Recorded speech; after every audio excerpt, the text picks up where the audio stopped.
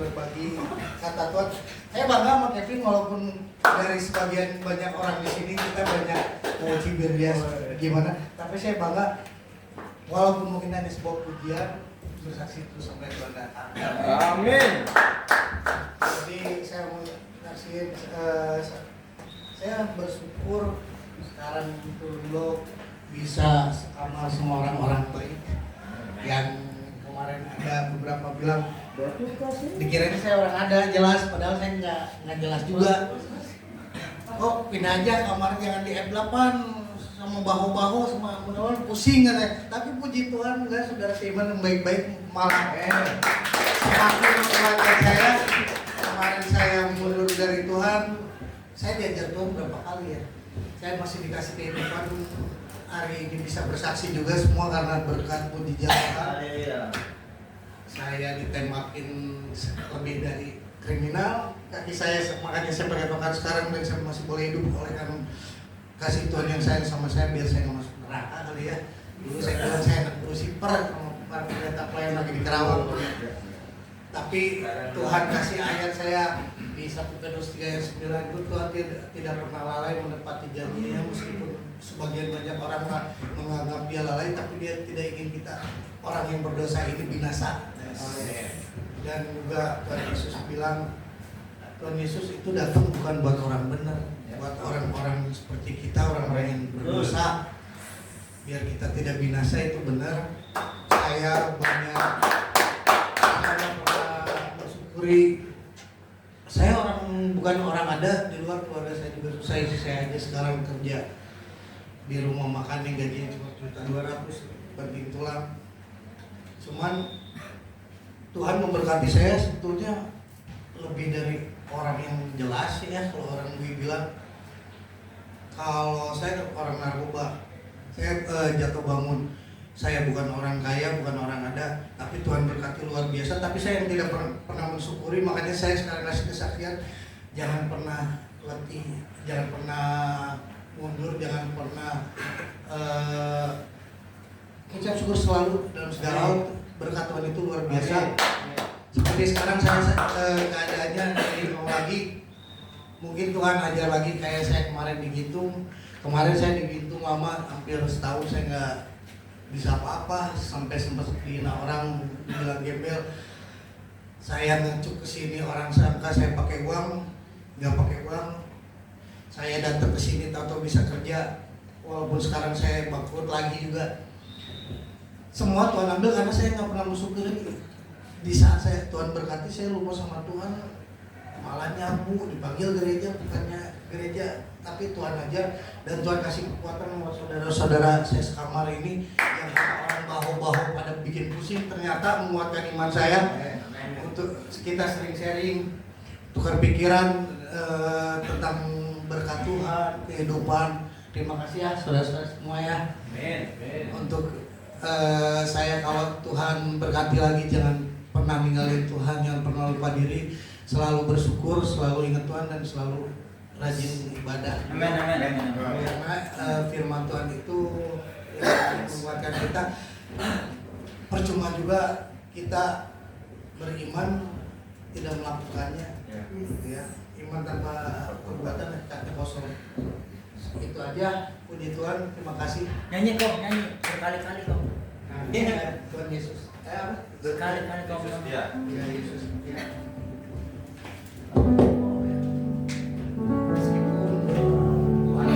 Ya itu.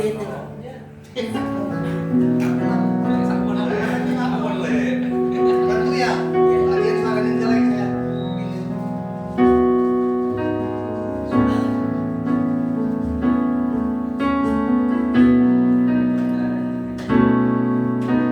Meskipun Tuhan tak menolong,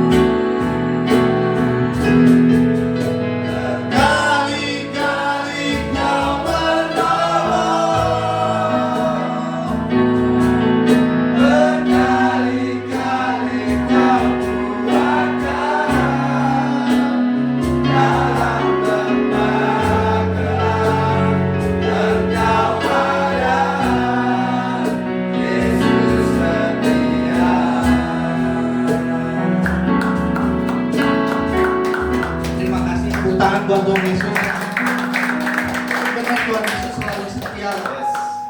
Saya banyak berbuat dosa, saya diambil semua sama Tuhan. Saya bilang saya orang yang pernah hina saya begitu, dasar kamu gembel. Saya rajin ke gereja, saya benar-benar berserah sama Tuhan. Saya malu sebenarnya kesaksiannya begini, malu sama Tuhan bukan sama kalian. Karena lagu ini juga yang menguatin saya, Jonathan ngetin barusan juga. Dan saya dia dapat Tuhan benar-benar checking karena saya pernah ngerasain sendiri. Kasih Tuhan itu luar biasa. Tuhan memang benar-benar setia. Selama kita mencari Tuhan nggak pernah meninggalkan kita. Berserah terus sama Tuhan, percaya terus sama Tuhan. Amin. Apa yang kita minta, bahkan Tuhan kasih lebih dari yang kita minta, yang kita pikirkan itu Alkitab bilang dan memang itu nyata. Terima kasih Tuhan, terima kasih semuanya. Kan firman Tuhan, mari kita sama-sama siapkan hati kita untuk menyambut kebenaran firman Tuhan. Kita nyanyikan satu buah lagu, Rohmu yang hidup.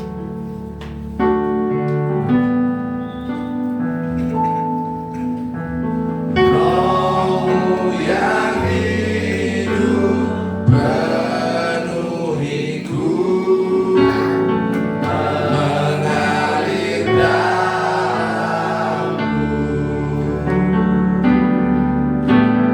jiwaku tenang bersamamu dalam naunganmu. Katakan sama-sama, buka hati. Buka hati untuk jamahanmu, berserah penuh di hadiratmu. Kau ambil alih seluruh hidupku, di halamu menyembahmu. Saya dan semua tempat berdiri, nyanyikan yang lainnya dengan sungguh-sungguh. Rohmu yang hidup penuhiku, mengalir dalamku. Ku hidup oleh anugerahmu yang menyertaiku. Katakan, ku buka hati, ku buka hati untuk jamahanmu, berserah penuh di hadiratmu. Kau ambil alih seluruh hidupku, di hadiratmu menyembahmu. Katakan, ku buka hati, ku buka hati untuk jamahanmu, berserah penuh di hadiratmu. Kau ambil alih seluruh hidupku, di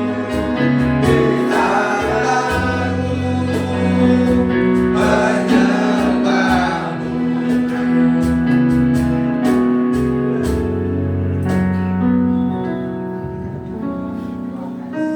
Bapa dan Surga, terima kasih Tuhan, terima kasih Tuhan, Engkau telah mempersekutukan kami di tempat ini.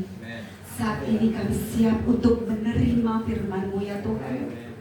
Jadikanlah hati kami adalah tanah yang subur, sehingga setiap firman yang Engkau berikan kepada kami boleh bertumbuh dengan baik, sehingga kami dapat menghasilkan buah-buah yang boleh dinikmati oleh setiap orang yang ada di sekeliling kami. Berbicaralah Tuhan, kami siap untuk menerimanya. Di dalam nama Tuhan kami Yesus Kristus, kami telah berdoa dan mengucap syukur. Amin. Silakan duduk. Shalom saudara. Shalom. Puji Tuhan ya. Kami KKS saat ini bisa melayani secara onsite. biasanya ini ya secara online dan saya datang ke tempat ini. Perkenalkan terlebih dahulu, nama saya Christina Widyarini, biasa dipanggil Rini. Saya datang dengan suami saya, namanya Yohanes. Salam kenal ya teman-teman yang ada di sini. Ya. Saat ini saya akan men-sharingkan kepada kita semua. Jadi untuk kita semua ya, termasuk untuk saya akan men-sharingkan cinta kasih Tuhan dengan satu judul, jangan membatasi Tuhan. Ya, jangan pernah membatasi Tuhan. Saya akan memberikan gambaran sedikit begini. Mungkin sesuatu yang mungkin akan membantu kita ya. Ketika saat ini masyarakat di Indonesia ini banyak sekali yang terkena penyakit diabetes.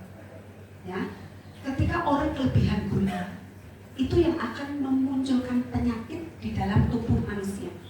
Nah, orang yang berhikmat, dia akan membatasi asupan gula di dalam tubuhnya. Betul? Ketika orang berhikmat membatasi asupan gula, orang tidak akan mudah sakit. Ada satu contoh lagi, misalnya begini. Kami punya anak kembar, anak kami 2, kembar cewek semua, umur 10 tahun. Nah, kami itu sepakat, saya dan suami itu sepakat untuk membatasi anak-anak menggunakan gadget. Jadi kami sangat membatasi anak-anak itu terpapar dengan dunia media. Karena dunia media ini, mohon maaf, lebih banyak racunnya daripada madunya. Banyak anak-anak sekarang tidak nurut dengan orang tua. Banyak anak-anak sekarang tidak mau diajari orang tua karena mereka merasa tahu semua dalam genggaman tangan dan mereka belajar dari yang namanya gadget. Dan anak-anak kadang akhirnya kemudian hidupnya menjadi kacau balau karena gadget. Kami membatasi hanya boleh melihat YouTube dan itu di TV, jadi kami nggak ngasih HP. Di TV hanya hari Sabtu dan Minggu dan kami bisa mengawasi apa yang bisa mereka lihat. Bagus nggak? Kita melihat itu ya, membatasi anak untuk menggunakan gadget. Tapi saat ini kita sedang belajar untuk satu judul, jangan membatasi Tuhan. Tahu nggak artinya membatasi Tuhan itu apa? Tahu nggak? Saya tadi sangat terberkati dengan kesaksiannya Pak Giri. Ya, belum tentu yang di luar tempat ini itu memiliki iman seperti itu. Ya, belum tentu orang yang di luar tempat ini memiliki iman seperti Pak Giri. Tadi dia mengatakan, saya dikatakan gembel, saya sudah dihabisi, saya tidak punya apa-apa. Tapi dia harus apa? Mengucap syukur. Berkali-kali Tuhan menolongnya. Saudara, saya akan menceritakan begini. Bagaimana manusia itu seringkali membatasi Tuhan di dalam hidupnya. Ada 3 perkara ya yang Tuhan miliki dan Tuhan punya. Ya, nanti bisa diingat-ingat, direnung-renungkan, dicatat gitu ya. Di kamar boleh bawa Alkitab nggak? Boleh. Harus terus ya membaca Alkitab. Ada 3 poin yang Tuhan punya yang sering kali kita batasi keberadaannya. Yang pertama, kuasanya. Yang kedua, kasihnya. Dan yang ketiga apa? Kemurahannya. Ada berapa poin tadi? 1, kuasanya. 2, kasihnya. 3 apa? Kemurahannya. Bagaimana kita memandang tentang kuasa Tuhan? Ada yang mau jawab? Kuasa Tuhan itu seperti apa sih? Reali, siapa namanya tadi? Yes, ada satu mau dijawab? Kuasa Tuhan itu seperti apa? Atau Kevin ya tadi? Kevin, tahu nggak kuasa Tuhan seperti apa? Kita sering mengatakan ya Tuhan itu berkuasa. Kuasanya itu seperti apa sih? Tidak terbatas itu seperti apa contohnya? Ya, sanggup melakukan apa? Sanggup melakukan apa? Begini ya, sejak dunia itu diciptakan, tadinya apa? Sebelum dunia diciptakan, kosong, tohu wabohu, semuanya chaos, kekacauan, semuanya nggak ada apa-apa. Tapi Tuhan mulai menciptakan, jadilah apa? Terang. Semuanya tadinya gelap, nggak jelas. Sesuatu yang gelap itu nggak enak, betul nggak? Kita kalau berada dalam gelap, kita tuh rasanya sesak. Bahkan ada orang yang dalam kegelapan itu nggak bisa bernafas. Ya. Ketika sesuatu itu belum jelas, masih hitam, masih gelap, tapi Tuhan memberikan terang. Itu salah satu wujud kekuasaan Tuhan yang tidak bisa dibuat oleh manusia. Tuhan menciptakan matahari, bulan, bintang. Akhirnya Tuhan menciptakan kita manusia yang disebut sebagai apa kita ini? Serupa dan segambar dengan Allah. Kalau serupa dan segambar artinya kita bisa seperti Allah enggak? Bisa dong. Kita bisa punya kuasa seperti Allah enggak? Bisa dong. Kita bisa menciptakan apapun seperti yang Tuhan lakukan. Ada amin? Amin. Percaya enggak? Walaupun seolah-olah sepertinya belum bisa apa-apa di tempat ini, ya, tapi itu adalah kuasa Tuhan. Ya. Ketika saya bangun pagi masih bisa bernafas, itu kuasa Tuhan bukan? Apa ada manusia yang bisa menciptakan nafas? Paling banter itu apa? Tabung oksigen. Tapi kalau nafasnya sudah diambil, tabung oksigen mau berapa kilo pun tidak akan berfungsi. Betul? Itu adalah gambaran kuasa Tuhan. Kemudian yang kedua apa? Kasih Tuhan. Kasih Tuhan itu seperti apa? Kasih Tuhan itu seperti apa? Tadi contohnya Pak Kiri, dia bilang apa? Ya, walaupun aku itu Pak Kiri ini jatuh dalam narkoba ya Pak ya. Masyarakat pun mengatakan kurang bersyukur dia, ngapain pakai narkoba, mengapain jualan narkoba, apa kurang Tuhan dan ini dan itu, tapi dilakukan. Tapi Tuhan masih apa? Kasih, ya enggak? Tadi yang ada waktu nyanyi berkali-kali kau menolong itu ada video tentang Yesus disalibkan ya. Itu adalah kasihnya Yesus kepada kita. Dia mau mati seperti itu untuk siapa? Untuk kita, bukan untuk Yesus loh. Ya, Yesus tuh udah punya segalanya, tapi untuk kita itu adalah wujud dari kasih. Walaupun kita itu tidak dianggap, kita tetap dikasih Tuhan. Itu adalah sesuatu yang Tuhan punya. Yang ketiga apa? Kemurahan. Kemurahan itu apa? Sehat. Sehat kemurahan bukan? Betul? Kemurahan itu nggak melulu uang. Kemurahan itu nggak melulu uang. Ya. Orang yang mengikuti Tuhan, uang itu akan apa? Mengikuti. Kita tuh bukan ngejar uang. Uang nggak di sana ya. Uang di belakang kita. Yang di sana siapa? Tuhan. Kalau kita mengikuti Tuhan, uang itu bonus. Ya, kemurahan itu Tuhan itu banyak, kesehatan, ya, dan lain sebagainya. Carilah dahulu kerajaan Allah. Carilah Roma 14 ayat 17. Carilah dahulu kerajaan Allah dan kebenarannya, sehingga semuanya itu akan apa? Ditambahkan. Tadinya kita sudah punya tuh, ya enggak? Kalau ditambahkan artinya apa? Tuhan itu masing-masing udah ngasih semuanya ke kita, tapi semuanya itu akan ditambahkan. Nah, saudara, ini tadi ya sedikit kita untuk mengerti dulu kuasa, kasih, dan kemurahan Tuhan itu nggak boleh batasi. Tapi seringkali kita itu membatasi. Saya akan mengajak kita membuka, tolong ditampilkan ya Mas Yohanes. Ada satu terjemahan, jadi bukan dari TPLAI ya, terjemahan dari versi mudah dibaca dari Amsal 4 ayat 23. Coba ditayangkan. Yuk, saya minta kita baca bareng ya. 1, 2, 3. Di atas segala-galanya, kita berada apa yang kamu pikirkan, pikiran-pikiranmu mengendalikan hidupmu. Coba yang di TPLAI, Mas Yohanes bisa menambahkan nggak? Ini yang terjemahan Alkitab bisa kita baca ya. Jagalah hatimu dengan segala kewaspadaan, karena dari situlah terpancar kehidupan. Hati di sini dalam versi mudah dibaca tadi dijelaskan apa? Pikiran. Semua punya pikiran ya? Kita kalau mau melakukan sesuatu pasti dipikir dulu, betul nggak? Semua ada di sini, betul nggak?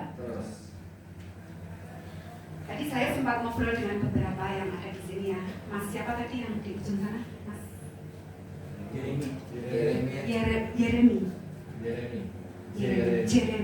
Jeremia itu.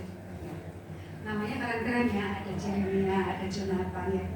Ada siapa tadi? Yeskiel ya. Anak-anaknya Tuhan semua. Nah, tadi saya sempat ngomong sama dia, bagaimana perasaannya di sini. Dia bilang biasa-biasa saja, gitu ya, ya Mas ya. Saudara, saya ingin menyampaikan gini. Kita itu nggak boleh dalam benak kita itu berpikir sudah tidak ada Tuhan. Ya, kita tuh tidak boleh berpikir gini. Sesuatu itu sesuatu yang ya udahlah ngalir aja. Kalau aku lagi disuruh di sini ya di sini. Kalau memang Tuhan mau gitu ya udah, itu nggak saya. Betul nggak? Kita harus punya apa? Prinsip, kemauan, Apa tadi? tujuan. Saya kembali ke Pak Geri tadi, dia punya apa coba? Iman. Betul nggak? Ya. Iman. Imannya harus apa? Kuat. Teguh. Seperti siapa? Siapa lagi? Siapa yang beriman? Abraham. Siapa lagi? Elia, Henok. Banyak ya? Tuhan kasih contoh banyak. Tapi saya akan mengajak kita untuk melihat tentang siapa? Abraham. Kenapa Abraham? Karena dia adalah bapa dari segala bangsa. Kita ini anak-anaknya Abraham. Abraham adalah bapa kita. Kenapa kita boleh menyebut bapa? Karena Tuhan sendiri yang menyematkan nama Abraham itu di dalam perjanjiannya. Kita ini anak-anak perjanjian seperti Abraham. Saudara, nanti dibaca sendiri ya. Saya tidak akan kita melihat waktu ya. Jadi nanti masing-masing di kamar dibaca. Ingat-ingat ya. Roma 4 ayat 16 sampai 25.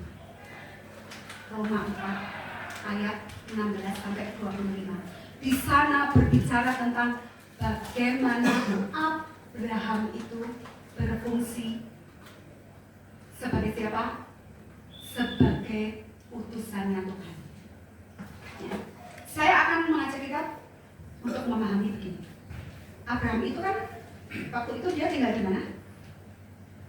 Di tanah Ur Kasdim. Di sana dia itu sebenarnya adalah orang yang sangat kaya raya. Ya, dia punya apapun. Dia melimpah dengan apapun. Tapi suatu kali Tuhan tuh ngomong gini, Abraham, pergilah ke tempat yang akan kutunjukkan kepadamu. Abraham pergi nggak? Pergi. Coba kalau kita disuruh begitu, mau nggak? Tinggalkan semua harta bendamu, ayo ikut aku pelayanan. Kira-kira gimana? Mikir nggak? Mikir ya. Manusia sekali. Tapi kenapa Abraham mau? Kenapa Abraham mau? Saya coba bacakan yang ayat 16 ya. Karena itulah kebenaran berdasarkan iman. Kebenaran itu apa? Harus tahu ya, kebenaran adalah firman Tuhan. Gak ada sesuatu yang benar di dunia ini selain dari firman Tuhan. Karena itulah kebenaran berdasarkan iman, supaya merupakan kasih karunia sehingga janji itu berlaku bagi semua keturunan Abraham, bukan hanya bagi mereka yang hidup dari hukum Taurat, tetapi juga bagi mereka yang hidup dari iman Abraham, sebab Abraham adalah bapa kita. Pada mulanya harus apa? Ada firman Tuhan, gak ada artinya kalau gak ada iman. Betul apa betul? Firmannya ada, Tuhan udah ngasih, tapi kalau gak ada iman percuma. Ya, saya tunjukkan gini. Tadi ya, yang Amsal 4 ayat 23, bahwa apa yang ada di pikiranmu itu menentukan hidupmu. Masih ada yang punya rasa khawatir? Jujur ya, khawatir dengan pasangan hidup, khawatir dengan anak, khawatir dengan apapun lah, masih ada. Ketika khawatir itu masih ada, itu artinya kita masih membatasi Tuhan. Betul nggak? Ngapain khawatir? Jangan kamu khawatir burung di udara aku pelihara. Jangan kamu khawatir rumput di padang pun dipelihara Tuhan. Betul nggak? Itu yang ngomong siapa? Tuhan Yesus. Tapi manusia masih saja khawatir. Khawatir itu dosa. Dosa itu nggak ada dosa putih, nggak ada dosa hitam, nggak ada dosa kecil, nggak ada dosa besar. Khawatir is khawatir. Khawatir adalah dosa. Kalau kita masih memelihara khawatir, itu namanya membatasi kuasa Tuhan. Artinya kita nggak percaya Tuhan memelihara anakmu, Tuhan memelihara pasanganmu. Bu, saya sudah tinggal istri saya. Mungkin ada yang begitu ya. Sudah tinggal istrinya pergi, ya. Nggak usah khawatir, Tuhan itu punyamu, ya. Mempelaimu adalah Tuhan. Tuhan akan memelihara hidupmu. Makanya kalau kita tidak khawatir, biarkan kuasa Tuhan yang bekerja. Amin. Abraham juga begitu. Kenapa dia mau pergi? Karena dia punya iman. Punya iman saja cukup? Tidak. Iman itu harus diusahakan, betul nggak? Kenapa dia nurut sama Tuhan? Berarti Abraham itu, ayo coba kita mengimajinasikannya. Kita itu mau melakukan sesuatu dan percaya hanya kepada orang yang kita kenal, betul nggak? Betul nggak? Betul. Anak saya, ketika saya bilang, ya dok, ayo ikut bunda. Misalnya di tempat yang dia nggak suka, tapi dia tetap mau nurut sama saya, betul nggak?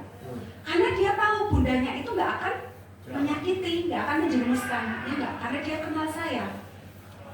Nah, begitu juga Abraham. Saya tuh merenung-renungan gini ya, waktu saya menyatakan, oh Abraham itu sangat mengenal Tuhan. Makanya dia percaya walaupun semuanya harus dia tinggalkan, dia tetap ikut Tuhan walaupun di sana belum jelas. Terus Tuhan ngomong gini, kamu akan menjadi bapa dari bangsa yang besar di seluruh bumi.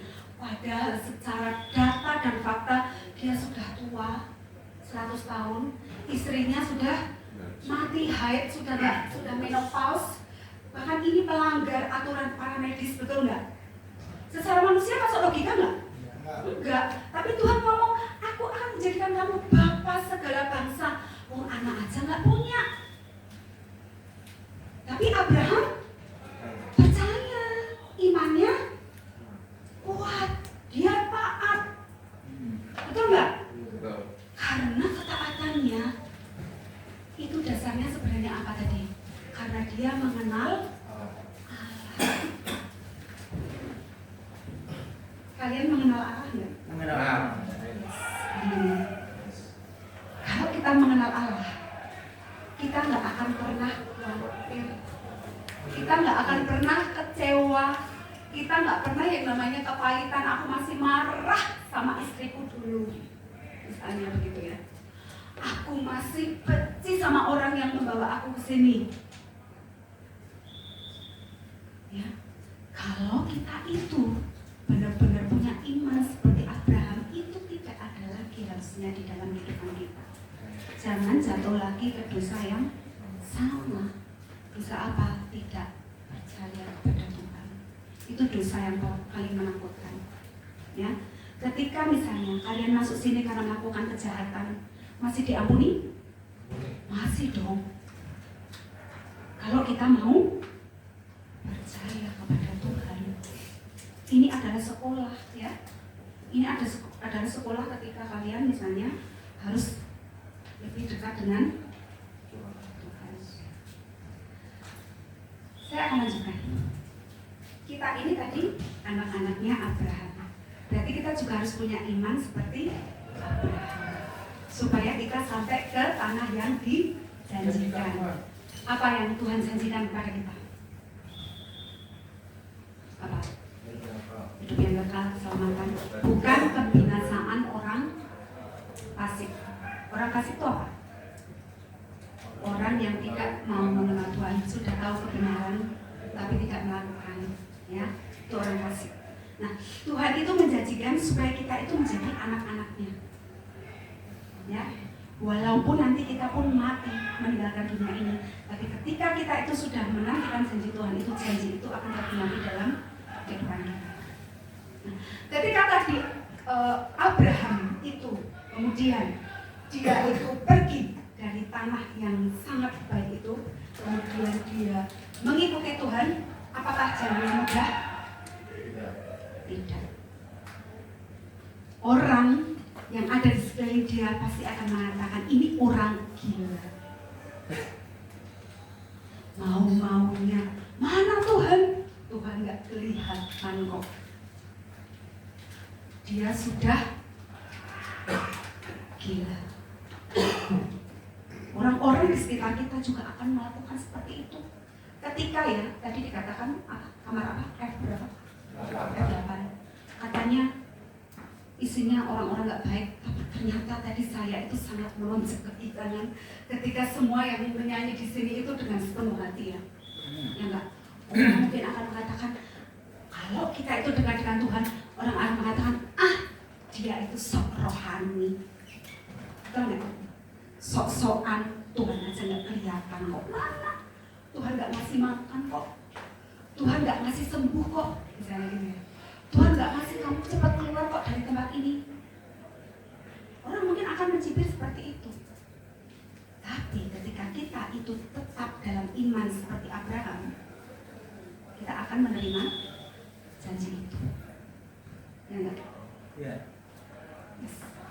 Nah, saudara, ada hal penting yang dari bagian ayat ini, ayat berapa ya, saya lupa sebentar, yang Tuhan memperhitungkan.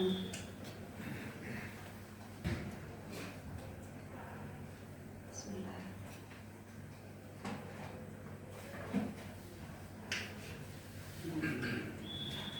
Bisa dibayangkan Mas ya? Sebentar ya.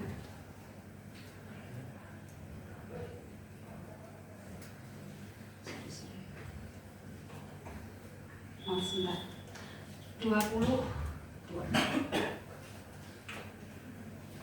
mulai 20, 21, 22 dan 23. Kita baca bersama-sama ya. 20 sampai 23. Roma 4 ayat 20. Yuk kita baca sama-sama. 1, 2, 3. Tetapi terhadap jalan dia terbang karena pada percaya. Allah yang berkuasa dalam imannya dan dia memuliakan Allah dengan penuh keyakinan bahwa Allah berkuasa untuk melaksanakan apa yang telah Dia janjikan. Karena itu hal ini diperhitungkan kepadanya sebagai kebenaran.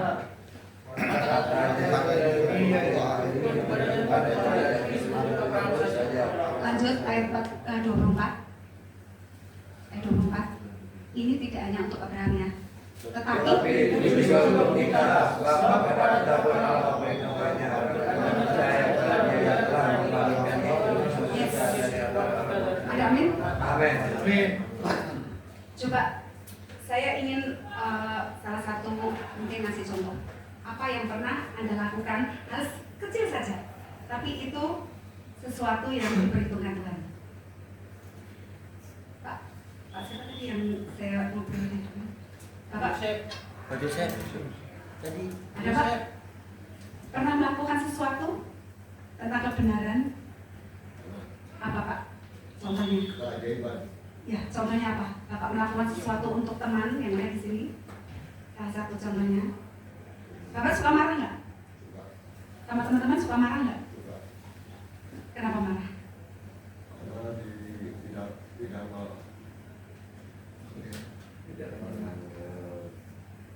makanan. Ya? Tidak benar. Yes. Ini salah satu contoh. Ini salah satu contoh. Boleh nggak marah? Hah? Marah itu sesuatu yang natural bukan? Itu wujud dari emosi, betul nggak? Tapi apakah kita boleh memelihara marah? Tidak boleh. dia tidak suka marah. Itu ada satu hal yang dilakukan adalah sebuah kebenaran. Betul nggak? Firman Tuhan bilang kita nggak boleh marah lebih dari 1 hari. Sebelum matahari terbenam, redamkanlah amarahmu. Betul nggak? Itu firman bukan? Firman. Kalau firman itu sudah tertulis dan kita mau nurut, tadinya suka marah, nggak marah lagi, itu artinya kita sudah melakukan firman. Itulah yang disebut Tuhan perhitungkan. Tuhan memperhitungkan apa yang kita lakukan itu bukan sesuatu yang jauh dari hari-hari kita. Mulai dari apa? Karakter kita sehari-hari. Yang tadinya suka marah, terus gak suka marah, itu sudah melakukan firman yang adalah kebenaran. Itu diperhitungkan Tuhan, ya, seperti tertulis di dalam surat Roma tadi. Simpel ya, itu dari sesuatu yang sehari-hari. Yang tadinya itu suka masih mikirin kecewa, terus hatinya gini, aku nggak mau kecewa lagi Tuhan, aku mau selalu bersyukur, memuji Tuhan. Ya, seperti Rasul Paulus dan Silas pada waktu mereka di penjara, mereka isinya apa setiap hari? Ayo tahu? Paulus dan Silas ketika di penjara dia ngapain? Mereka ngapain? Mereka hanya memuji Tuhan, tiap malam nyanyi, ya enggak? Mereka tiap hari nyanyi, tiap malam hari. Makanya suatu ketika malaikat Tuhan datang ya, menolong mereka, terjadi gempa bumi, semua yang ada di tangan mereka terlepas, semua rantai-rantai pintu terbuka, betul nggak? Sesuatu yang ada di luar nalar kita, itu ada disebut apa? Kuasa Tuhan. Disebut apa? Istilah kerennya sesuatu yang supranatural. Mau mengalami supranatural Tuhan? Mau. Mungkin nggak yang tadinya divonis 16 tahun kemudian beberapa tahun lagi pulang? Mungkin nggak? Mungkin nggak? Harus yakin dong. Mungkin nggak? Tuhan itu bisa melakukan apapun. Tapi apa? Tuhan melihat hatimu. Hatimu itu benar nggak di hadapan Tuhan? Untuk menjadi benar, kita harus mendasarkan diri pada kebenaran. Kebenaran ada apa tadi? Firman Tuhan. Dan firman Tuhan itu harus hidup. Siapa yang menghidupi firman Tuhan? Iman kita. Ya, firman kalau tidak dihidupi nggak akan mengerjakan. Makanya ada istilah biarkan firman-Mu itu menjadi daging. Nggak hanya dipikirkan, nggak hanya dibayangkan, ya. Tapi biarlah firman itu menjadi daging karena apa? Kita ngalami. Ada satu cerita, saya sebenarnya agak ini ya. Tadi saya sempat ngobrol sama teman saya begini. Dia tuh cerita punya anak, temannya dia itu punya anak masih SMA. Terus dia itu tidak mau pergi ke gereja di mana orang tuanya bergereja. Ketika ditanya alasannya apa? Karena pendetanya suka ngomongnya, di sana terjadi kebangkitan orang nanti. Ada pendeta ini yang bisa menyembuhkan kanker langsung sembuh. Ada yang lumpuh langsung jalan. Dan dia menganggap itu sesuatu yang tidak masuk akal.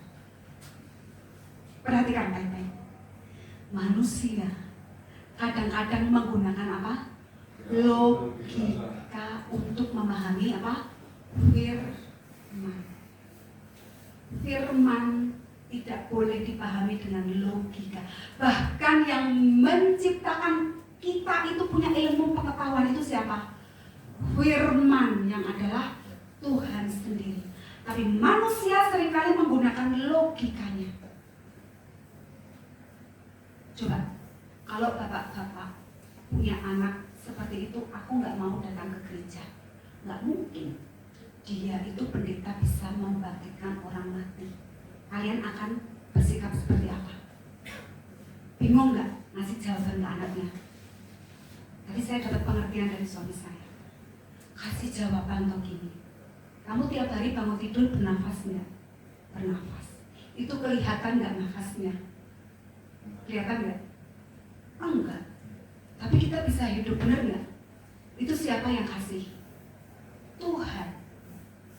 Ya enggak? Iya. Itu kan kuasa Tuhan. Itu masuk logika enggak? Enggak. Tapi kita menikmati. Betul enggak? Tapi dia melihat ada orang dibangkitkan mengatakan, ini hati-hati ya. Kita ini sedang diperhadapkan dengan hal yang demikian, membatasi kuasa Tuhan di dalam kehidupan kita. Ya.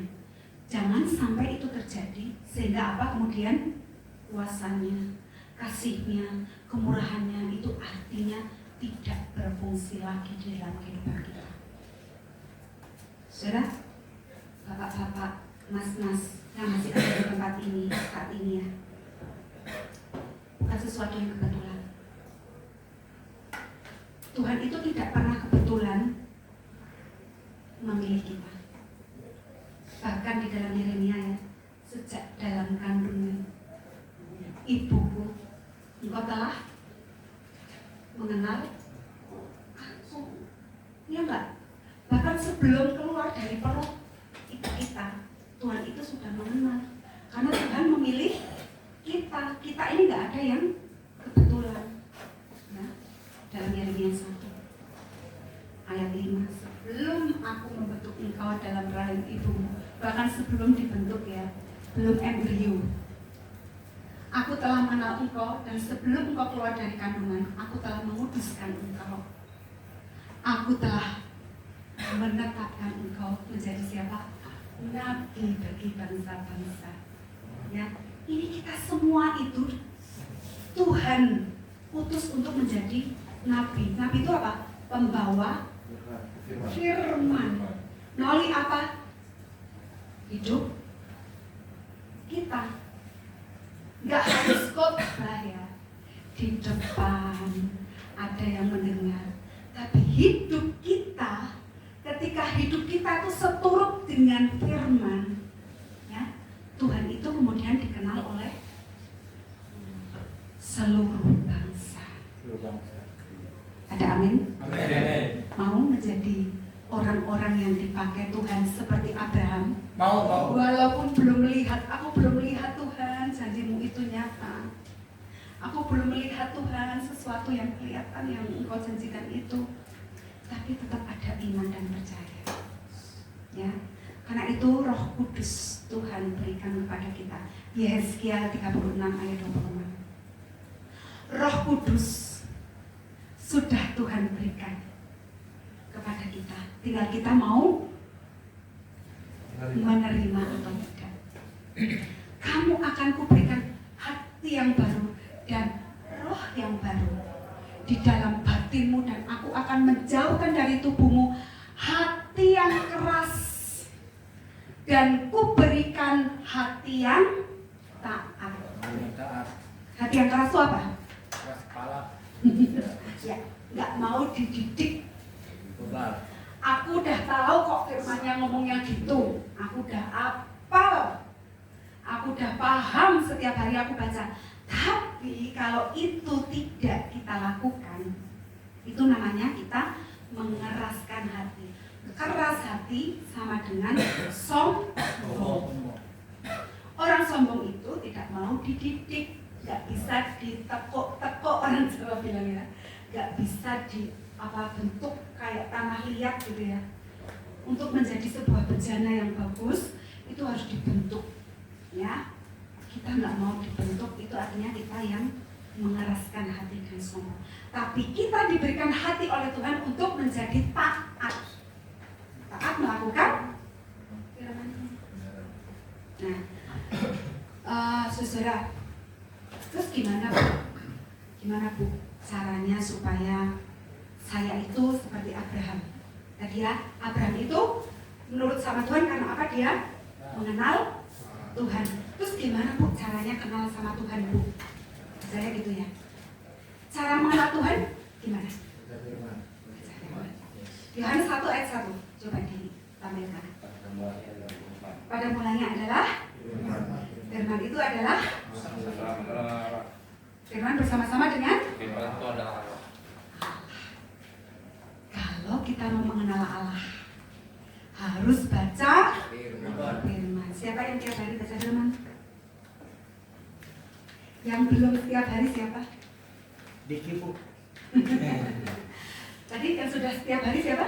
Saya. Nah, yang belum setiap hari siapa? Diki.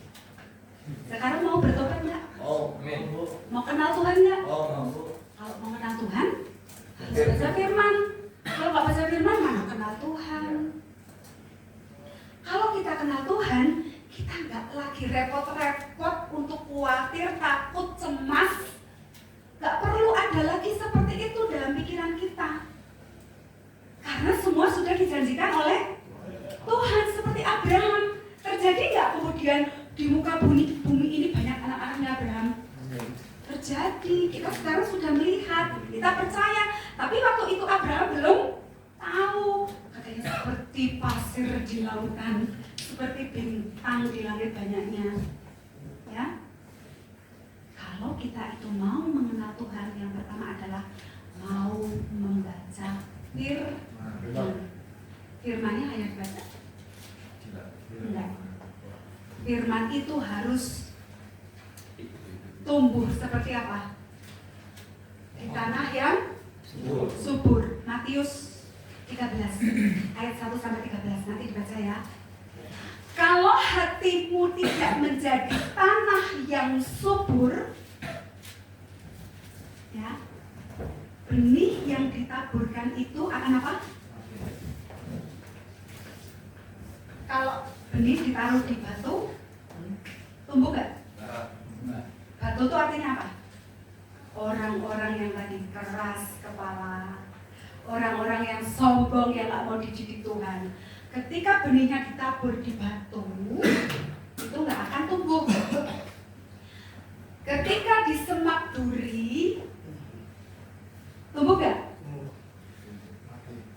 Tapi dia akan kalah dengan keadaan. Firmannya ada, dibaca terus. Tapi begitu dapat ujian, kalah. Dapat berita, anaknya masuk tahanan, misalnya ikut masuk tahanan. Kemudian imannya gugur, mana Tuhan, aku udah baca firman kok anakku ngalami gitu, misalnya gitu ya. Itu yang tumbuh di semak duri, yang di pinggir jalan. Mungkin tumbuh, tapi sedikit dengar firman seperti saat ini ya. Dengar firman, oke. Ketika sudah tidak dengar firman, sudah lupa. Tadi pesan firmannya apa ya? Sudah lupa.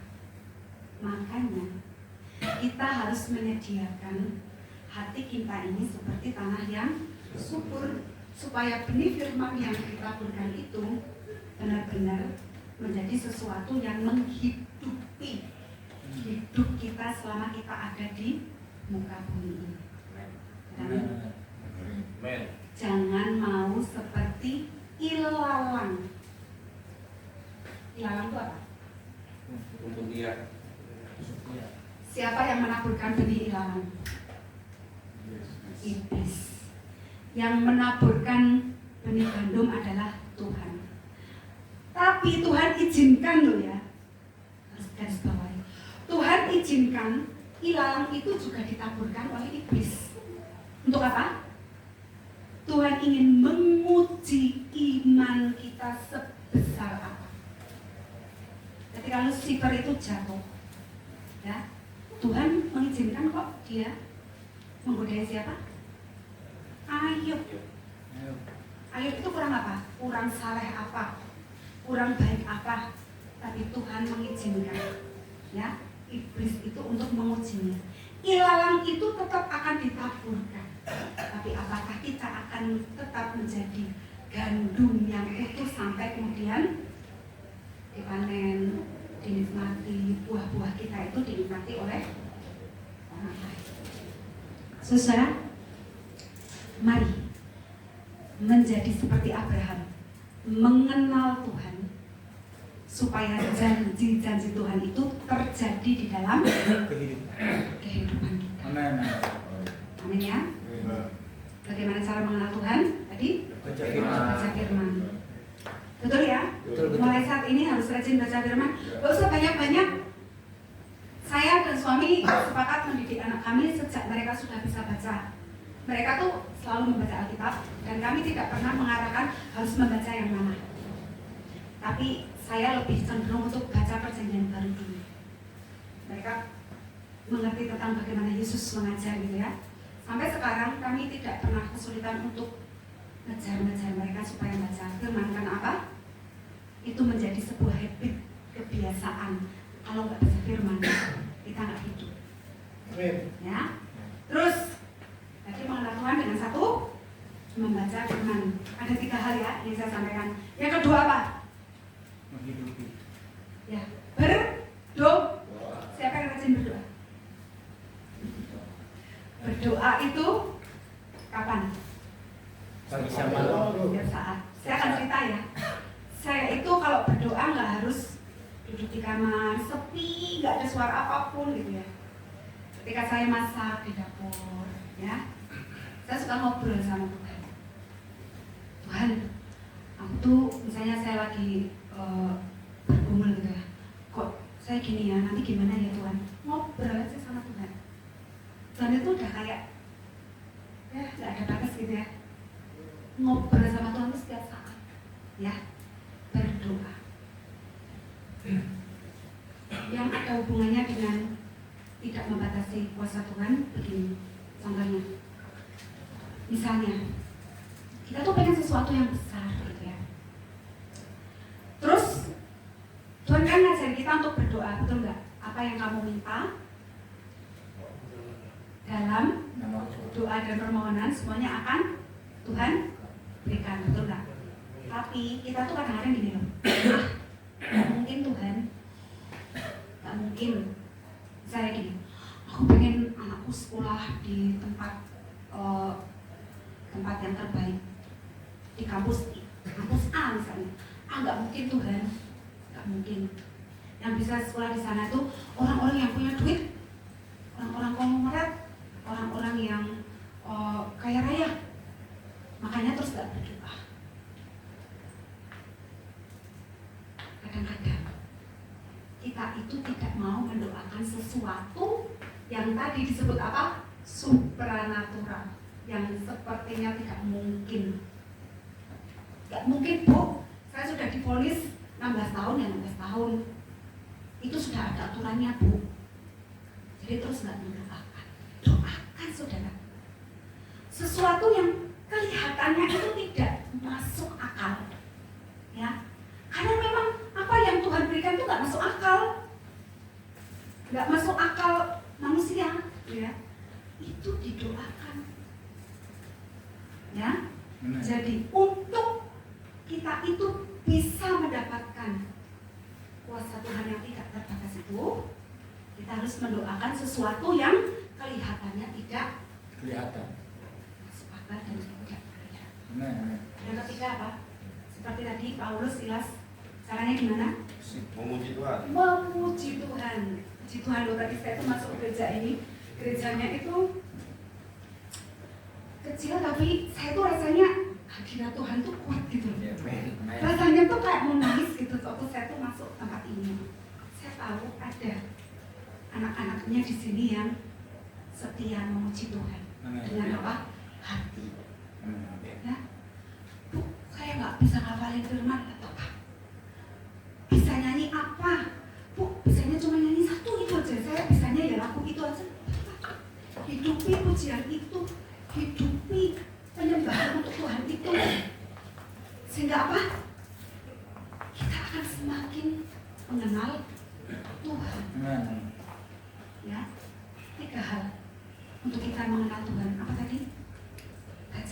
Baca firman. Firman, lakukan kerjaan kedua. Berdoa. Berdoa. Ketiga apa? Bersuci. Terus memuji Tuhan. Walaupun apapun keadaannya. Amin. Amin. Saya akan menutup satu ayat. Baca ya. Roma 12 ayat 1. Baca semua yang keras ya. Roma 12 ayat 1. Yang main musik bisa disiapkan lagu Bapak Engkau Mengenalku. Bisa ya? Bisa. Roma 12 ayat 1. Yuk, kita baca ya, kita baca bareng ya. 1, 2, 3. Karena itu saudara-saudara, dari kemurahan Allah aku menasihatkan supaya kamu mempersembahkan Roh Kudus sebagai persembahan yang hidup, yang kudus dan yang berkenan kepada Allah. Itu adalah ibadahmu yang sejati. Ada amin. Amin. Hidup apa? Kudus dan berkenan. Kudus itu apa? Kalau kita hidup kudus, kita itu mau dipisahkan dengan sesuatu yang kedagingan. Daging itu apa? Daging itu apa? Galatia 5 ya. Iri hati, marah, apalagi mabuk-mabuk, pesta porang, balik, percabulan, hawa nafsu, itu apa? Daging. Kalau kita mau hidup kudus, kita itu mau dipisahkan dengan yang itu loh tadi, ya harus mau dipisahkan. Pisah itu nggak nyampur ya, bukan sekarang di sini, besok di situ, nggak boleh. Sesuatu itu harus dipisahkan. Kita dikuduskan itu apa? Dipisahkan dengan sesuatu yang kedagingan. Kita harus hidup apa? Berkenan kepada Allah. Itu yang disebut ibadah. Ibadah itu bukan di tempat ini saja. Ibadah adalah sehari-hari. Ketika hidup kita itu berkenan. Berkenan artinya apa? Sesuai dengan firman. Yuk kita akan balik berdiri. Kita akan menyanyikan satu pujian. Bapak Engkau Mengenalku. Semua bisa ya?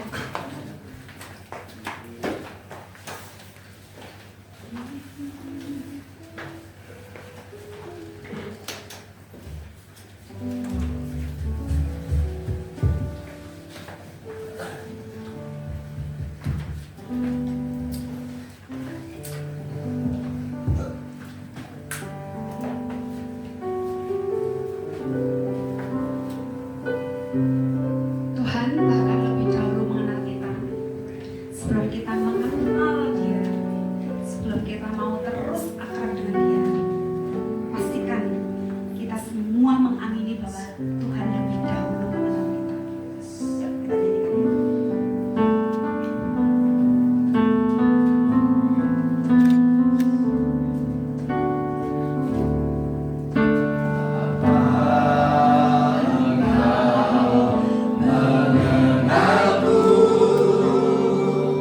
Lebih dari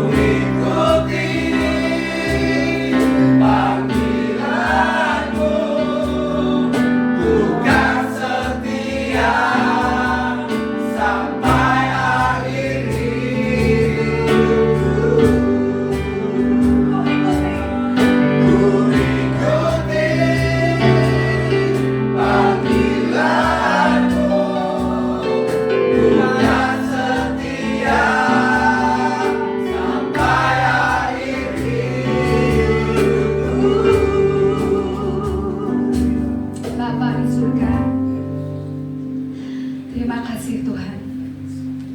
Engkau adalah Allah yang begitu mengenal kami, begitu mengasihi kami.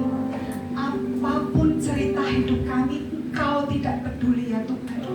Engkau tetap nyatakan kasih-Mu kepada kami, sehingga kuasa-Mu begitu nyata boleh kami nikmati dan kami rasakan di dalam kehidupan kami. Dan kemurahan-Mu itu akan terus-menerus mengikuti kami, anak-anak-Mu yang mau taat dan setia hanya kepada Engkau. Tuhan, secara khusus Tuhan, berkatilah anak-anak-Mu yang ada di gereja Shalom di tempat ini. Tuhan, mereka adalah milik kepunyaan-Mu. Mereka adalah anak-anak yang Kau kasih. Ajari mereka Tuhan untuk terus-menerus mereka bergantung hanya kepada Engkau, sehingga ketika mereka melangkah ke depannya Tuhan, setiap langkah hidupnya adalah karena penyertaan dari Engkau. Tuhan, ampunilah anak-anak-Mu ini yang masih berdiri di dalam kebenaran diri sendiri. Ampuni mereka ketika mereka masih takut dan khawatir. Ampuni mereka Tuhan ketika mereka masih kecewa dengan keadaan. Ajar mereka terus-menerus Tuhan untuk tetap mengucap syukur di dalam setiap keadaan yang mereka hadapi saat ini. Tuhan, berkatilah anak-anak mereka, berkatilah pendamping mereka, berkatilah siapapun orang-orang yang mereka sayangi dan cintai yang mereka tinggalkan di rumah. Berkat Abraham akan terus menyertai setiap orang-orang yang dicintai oleh hamba-hamba yang ada di tempat ini. Terima kasih Tuhan, terima kasih. Ampunilah Tuhan segala dosa dan kesalahan kami saat kami mendengarkan sabda firman. Kami tahu Tuhan, Kau tetap bersama-sama dengan kami. Angkat tanganmu ke atas. Kita akan menerima berkat Tuhan. Karena Engkau baik-baik saja mendengarkan firman Tuhan, dan Engkau setia untuk melakukannya. Maka berkat Tuhan turun atas hidupmu. Berkat kasih karunia dari Allah Bapa, berkat anugerah dari Tuhan Yesus Kristus, persekutuan yang intim dengan Roh Kudus menyertai hidupmu kini sampai Maranatha. Amin. God.